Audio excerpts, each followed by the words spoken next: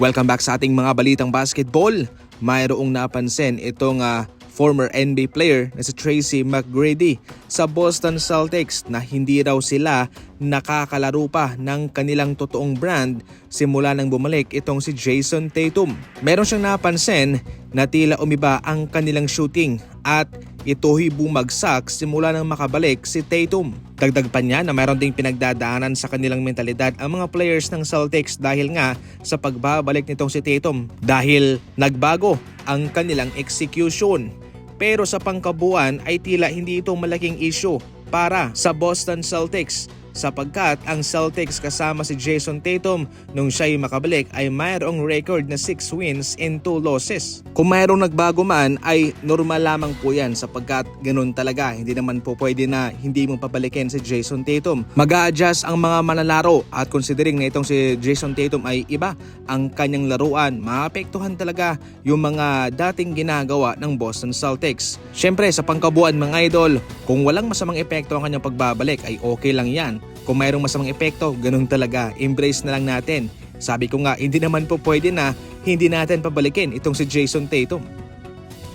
Samantala, simula pa 2019 nang ginagambala ng mga major injury ang Golden State Warriors. Nagsimula ang lahat ng ito kay Kevin Durant nang magkaroon siya ng torn Achilles way back 2019. Samantalang itong si Klay 2019 din, torn ACL at sa kasunod na season, torn Achilles. Samantalang itong si Milton nagkaroon ng torn ACL noong 2024 at ngayon naman si Moses Moody torn patellar tendon. Nakabalik ang mga ito, sina Milton, Klay Thompson, Kevin Durant, somehow itong sina Jimmy Butler at Moody. Bago lang itong mga idol. Hindi maiiwasan ang mga gantong pangyayari.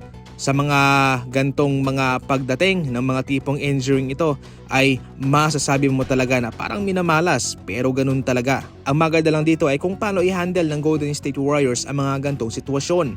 Kay Jimmy Butler, nasa maganda ang kanyang recovery process. Itong kay Moses Moody, ating ipagdasal na makakaya ng kanyang katawan na mabilis lang ang recovery niya. Napansin naman ng mga NBA fans ang bagong logo raw nitong Minnesota na nakita nila sa NBA Store. Ayon pa sa kanila ay tila magkakaroon daw ng rebranding itong Minnesota mga idol.